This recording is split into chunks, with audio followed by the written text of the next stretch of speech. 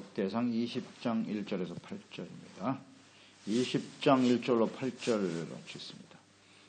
해가 바뀌어 왕들이 출전할 때가 되니 요압이 그 군대를 거느리고 나아가서 암몬 자손의 땅을 격파하고 들어가 랍바를 에워싸고 다윗은 예루살렘에 그대로 있더니 요압이 랍바를 쳐서 함락시키매 다윗이 그 왕의 머리에 보석 있는 왕관을 빼앗아 중량을 달아보니 금 1달란트라. 그들의 왕관을 자기 머리에 쓰니라. 다윗이 또 그 성에서 노략한 물건을 무수히 내오고 그 가운데 백성을 끌어내어 톱과 쇠도끼와 돌소리로 일하게 하니라. 다윗이 암몬 자손의 모든 성읍을 이같이 하고 다윗이 모든 백성과 함께 예루살렘으로 돌아오니라. 이후에 블레셋 사람들과 게셀에서 전쟁할 때 후사 사람 스부게가 계약한 자의 아들 중에 스베를 쳐 죽임에 그들이 항복하였더라. 다시 블레셋 사람들과 전쟁할 때 야일의 아들 엘하난이 가데스 사람 골리앗의 아우 라흐미를 죽였는데 이 사람의 창자루는 배틀채 같았더라. 또 가데에서 전쟁할 때 그곳에 키 큰 자 하나는 손과 발에 가락이 6씩 모두 24이 있는데 그도 키가 큰 자의 소생이라. 그가 이스라엘을 능욕함으로 다윗의 형 시므아의 아들 요나단이 그를 죽이니라.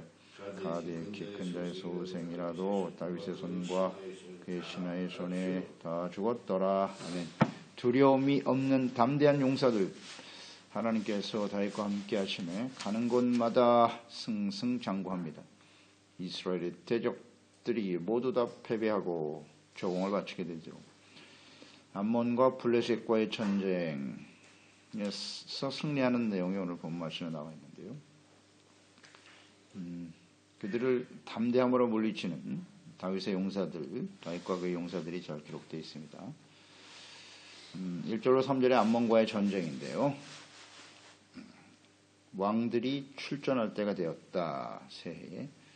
그러니까 이스라엘 대적들이 암몬은 먼저 한번 전쟁이 있었죠.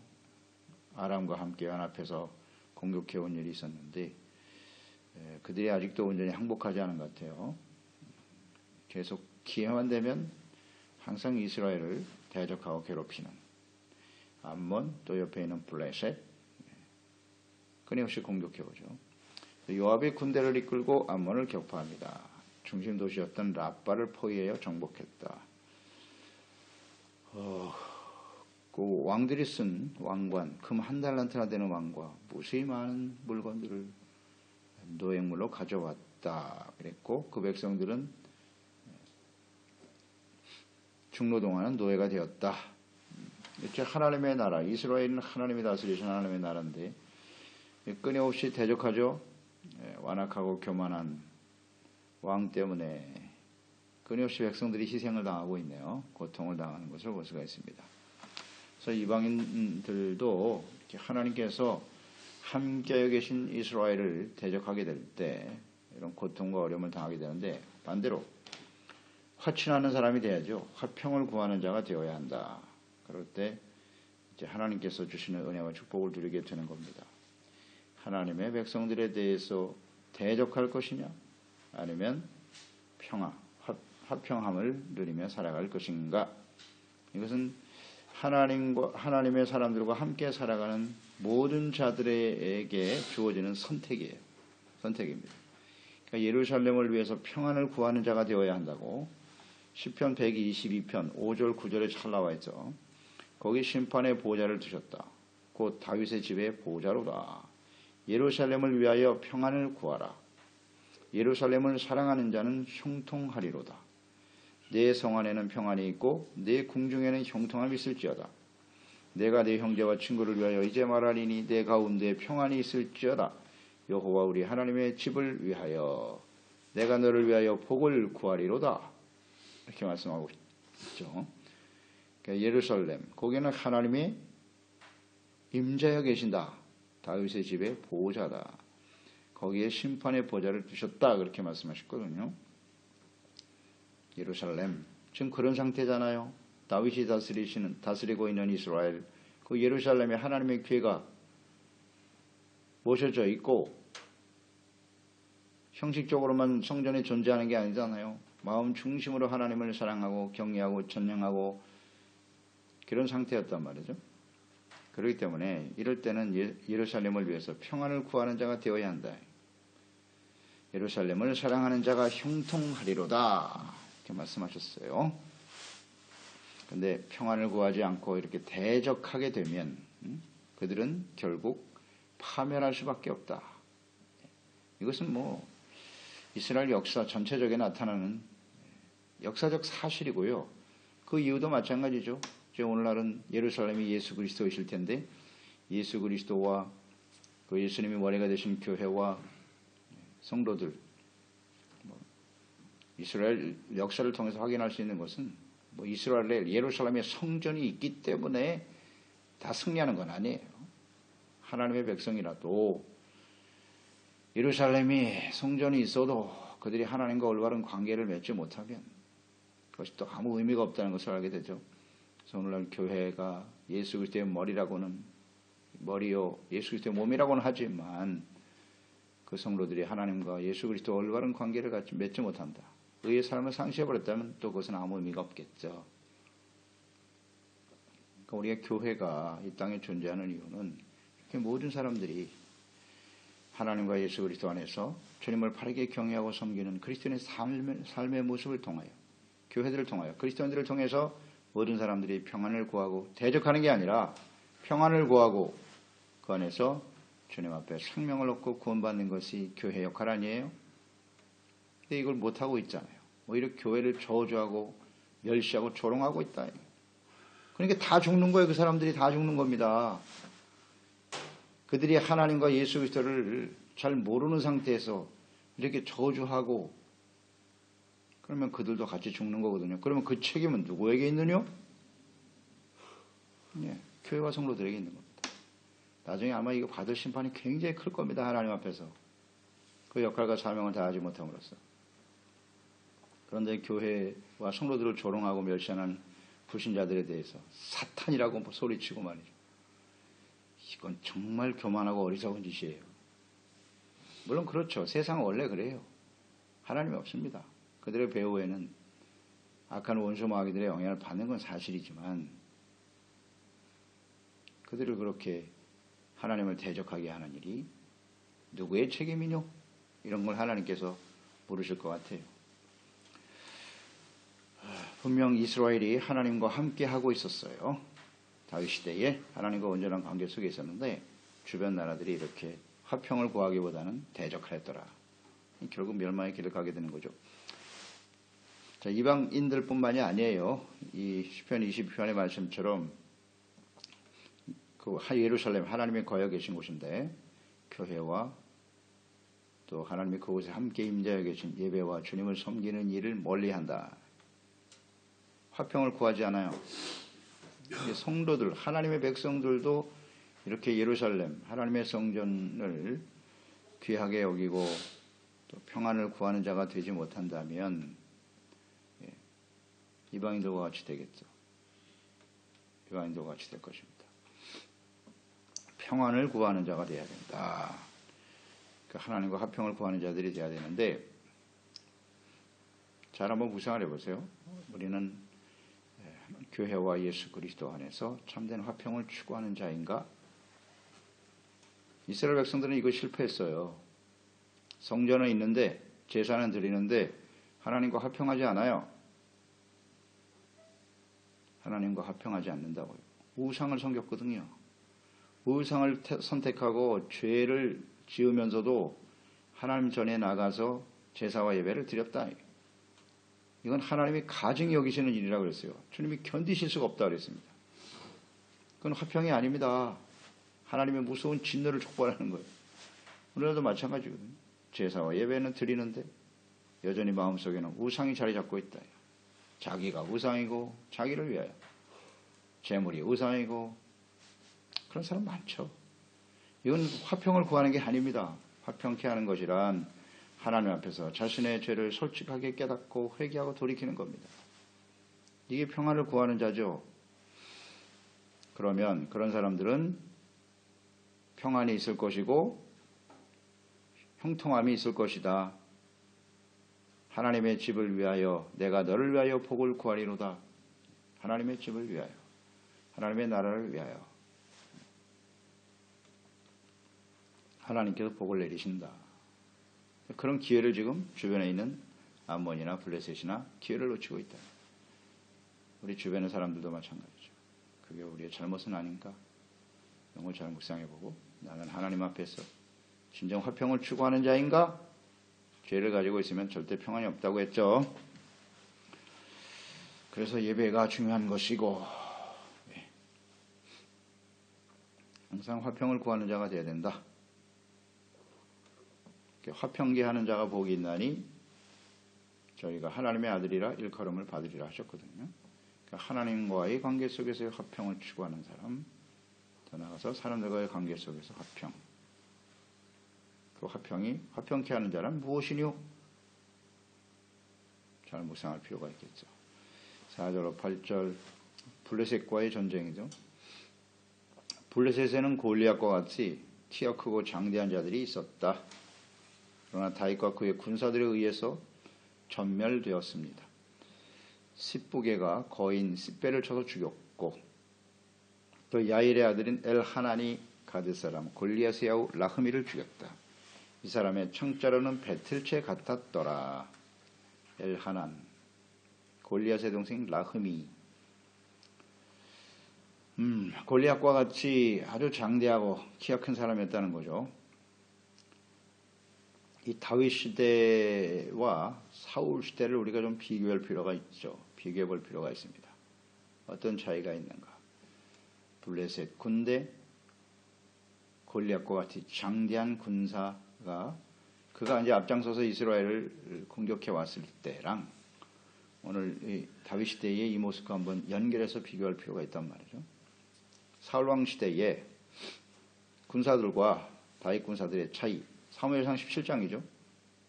그 4절에 보면 블레셋 사람들의 진영에서 싸움을 도두는 자가 왔는데 그의 이름은 골리앗이다. 가드 사람이었다 그랬고, 그의 키는 6규빗 한 뼘, 3m입니다. 3m. 키가 3m예요. 그의 창자로는 배틀채 같고 창날은 철 600세겔, 7kg 정도 되네요. 방패든 자가 앞서 행하더라. 블레셋 사람이 또 이르되 내가 오늘 이스라엘 군대를 모욕하였으니 사람을 보내어 나와 더불어 싸우게 하라 한지라. 그랬을 때 사울과 온 이스라엘 블레셋 사람의 이스라엘이 블레셋 사람이 이 말을 듣고 크게 놀라 두려워하니라. 이스라엘 모든 사람이 그 사람을 보고 심히 두려워하여 앞에서 도망쳤다. 이렇게 나와 있어요. 사울의 시대에 골리앗을 대하는 사울과 이스라엘 군사들의 모습, 두려워하고 도망쳤다. 그런데 이 엘하나는 다윗의 군사들 중에 그렇게 유명한 사람도 아니에요. 다윗의 군사들 유명한 사람들의 이름이 쭉 나왔었죠. 3인의 용사들도 있었고, 근데 거기에 들어있는 이름도 아니에요. 엘하난.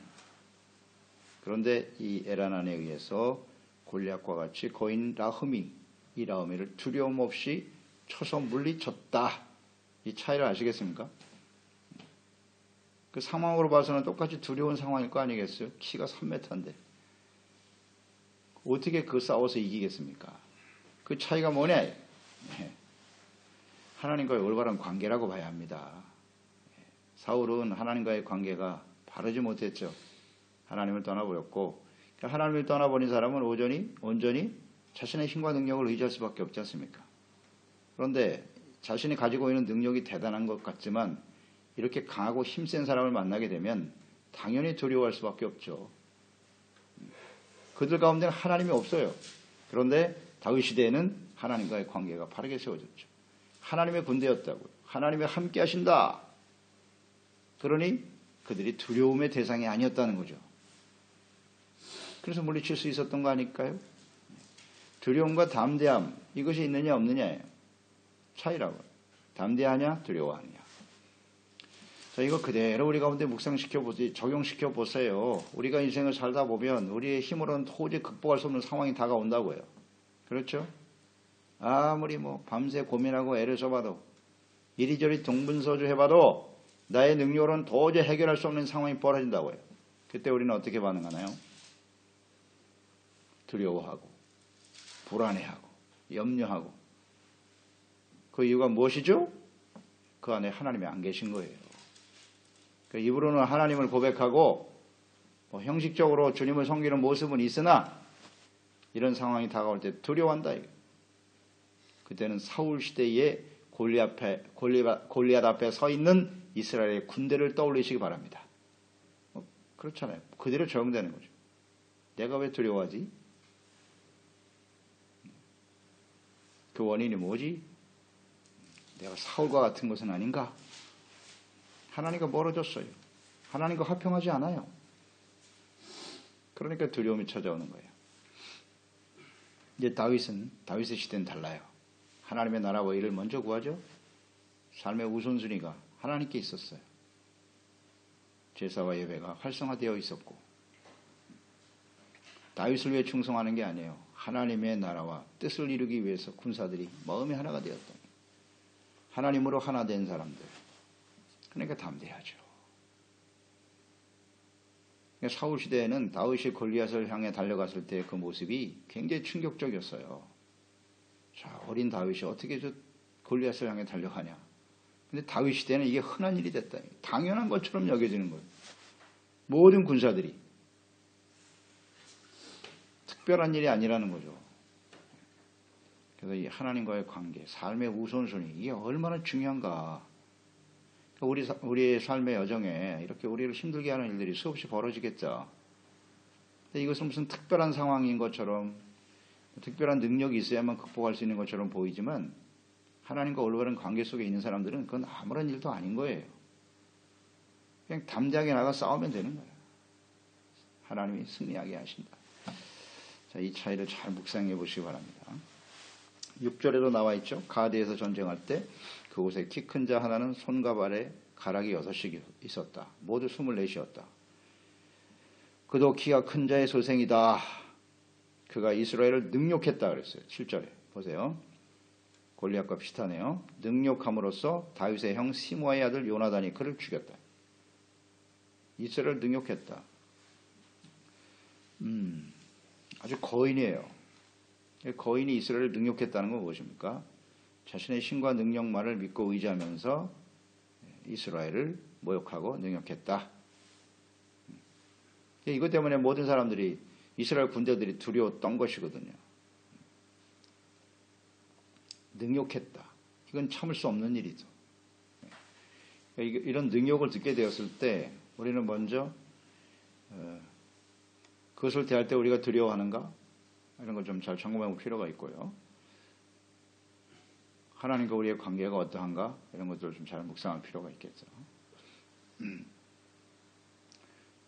이렇게 이스라엘을 능욕하는 것을 보고 요나단이 나아가서 죽였다. 다윗과 같은 모습이 이들 모두에게 있는 거예요. 다윗 시대의 용사들은 다 다윗과, 골리앗을 대하는 다윗과 같은 모습이 그대로 있다는 거죠. 다 같이 그냥. 이거 참 놀랍습니다. 이 다윗의 군사들이 바로 이런 사람들이에요. 그러니 이스라엘을 어떻게 이기겠습니까? 하나님의 백성을 능욕하다니. 그래서 8절이죠. 가드의 키 큰 자의 소생이라도 다윗의 손과 그의 신하의 손에 다 죽었다. 절대 이길 수 없다는 거죠. 이전엔 두려움의 대상이었던 블레셋의 거인들, 이들은 자신들의 힘을 믿고 아주 교만하죠. 이스라엘을 능욕할 정도니까. 나와 싸워 이길 자가 누구냐? 세상엔 뭐 이런 사람들로 가득하죠. 골리앗과 이 블레셋 거인 같은 사람들, 힘도 세죠. 권력도 있고 뭐 재물도 훨씬 많고 조직적으로 움직여서 우리가 그들과 대적하게 싸울 힘이 없어요. 사실은 물리적으로 봐도 그런 사람들이 수두룩하잖아요. 우리 주변에는. 그럴 때 우리는 어떻게 싸워야 되느냐. 그들 때문에 두려워하고 비굴하게 그들에게 종노릇하며 살 것이냐? 눈앞에 보이는 이익과 편안함을 위해서? 만약 그렇다면 하나님과의 관계가 바르지 못한 거고요. 담대해야죠. 다윗과 그의 용사들처럼.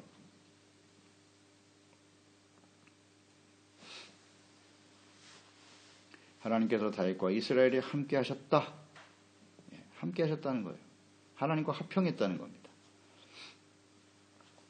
자기들 스스로 그렇게 생각하는 것이 아니고 실제로 하나님의 나라와 의를 먼저 구하는 자와 함께 하시는 거죠. 함께 하셨기 때문에 승리하는 거다. 우리가 예배도 드리고 뭐 주님을 위해서 헌신하고 과거에 뭐 어떤 일을 했고 지금이 중요한 것이죠.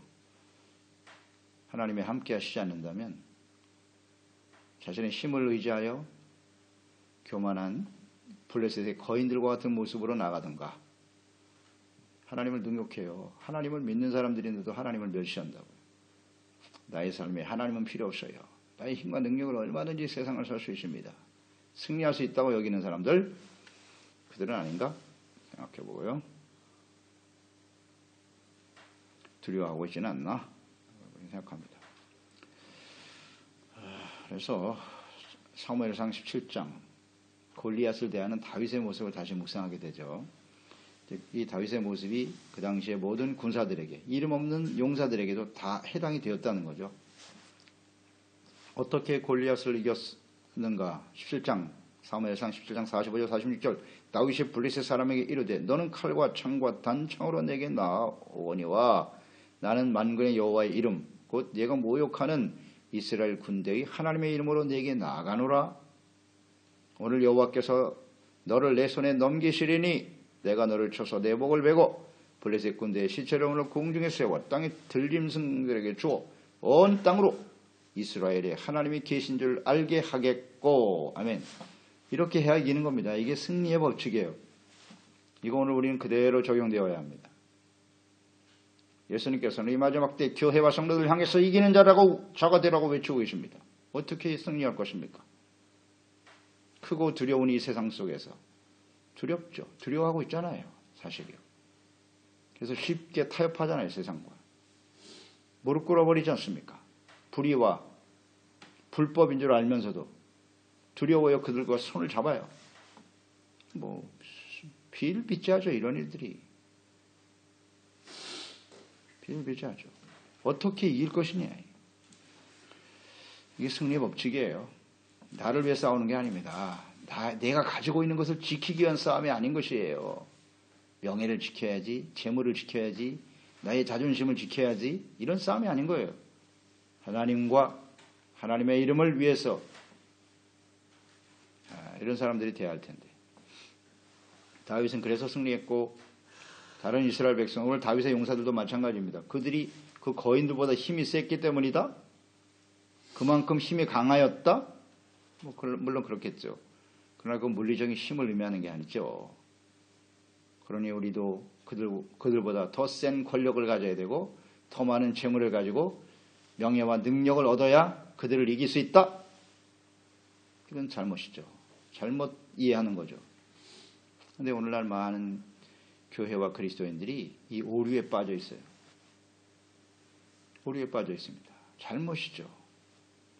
하나님의 이름을 위해서 주님과 합평하고 하나님과의 온전한 관계 속에 승리하는 삶이 되어야죠. 나의 이름이 아닌 주 하나님의 이름을 모든 사람이 알게 하리라. 예수 그리스도의 이름을 높이고 증거하리라. 그러려면 의의 삶이 절대적이죠. 하나님의 이름을 또 이용하고 있어요. 자신은 하나님의 말씀에 순종하지 않으면서 하나님의 이름을 내세우겠다고요?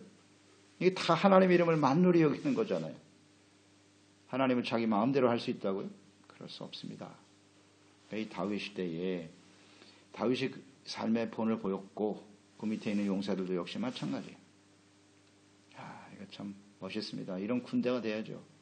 이런 용사들이 돼야죠. 오직 하나님의 영광, 하나님이 우리나라와 함께 하심을 모든 사람이 알게 하리라. 세상에는 이런 나라는 없어요. 없고요. 하나님이 다스리시는 하나님의 나라, 교회가 그와 같은 역할을 해야 되는 거죠.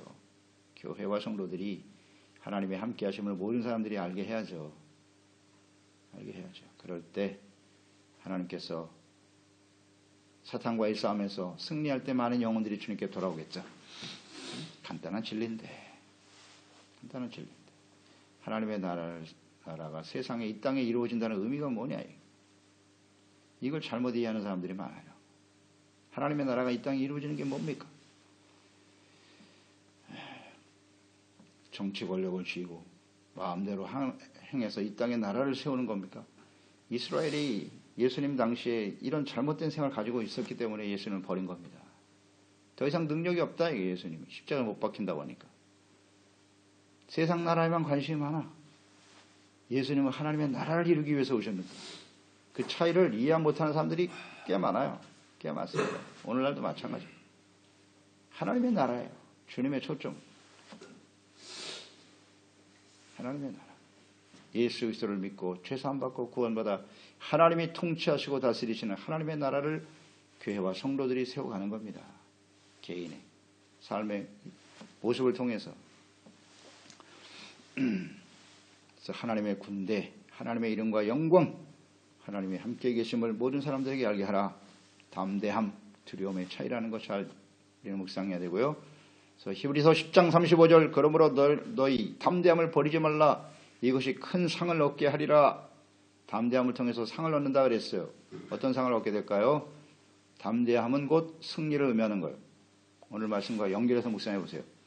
담대함으로 하나님의 함께 하심을, 하나님의 이름을 높이고 승리하게 됨으로써 하나님 앞에 상을 받게 되겠죠. 요한일서 2장 28절 29절 자녀들아 이제 그의 안에 거하라. 이는 주께서 나타내신 바 되면 그가 강림하실 때 우리로 담대함을 얻어 하나님 앞에 설 수 있는 담대함, 그 앞에서 부끄럽지 않게 하려 함이라. 너희가 그가 의로우신 줄을 알면 의를 행하는 자마다 그에게서 난 줄을 알리라. 의를 행하는 자마다. 이게 하나님 앞에 담대하게 설 수 있는 겁니다. 의가 담대함입니다. 기도하겠습니다. 하나님 아버지, 오늘도 다윗과 그의 용사들이 대적들을 물리치는 과정 다시 한번 묵상합니다. 다윗이 하나님 앞에 하나님의 나라와 일을 먼저 구하는 사람이 아닙니까? 그러니까 주변 모든 나라들이 화친할 수도 있고 대적하다가 멸망을 당할 수도 있다. 예루살렘을 위해서 평안을 구하는 자가 되어야 참된 평안을 누리고 하나님과 온전한 관계 속에 살아가게 되는 거죠. 이 땅의 이스라엘, 그 당시의 이스라엘, 오늘 예수 그리스도 안에서 구원받은 저희들이겠죠. 존재하는 이유가 무엇이니요? 사람들을 다 물리치고 죽이는 게 하나님의 뜻이 아니에요. 하나님과 바른 관계 속에서 하나님과 합평한 저희들을 통해서 모든 사람들이 하나님과 합평하고 예수 그리스도 안에서 죄사함 받고 용서받고 의롭다함을 얻고 하나님과의 관계 회복되어 참되는 화평을 누리며 살아가게 하는 것이 교회와 그리스도인들이 이 땅에 존재하는 목적이란 말이죠.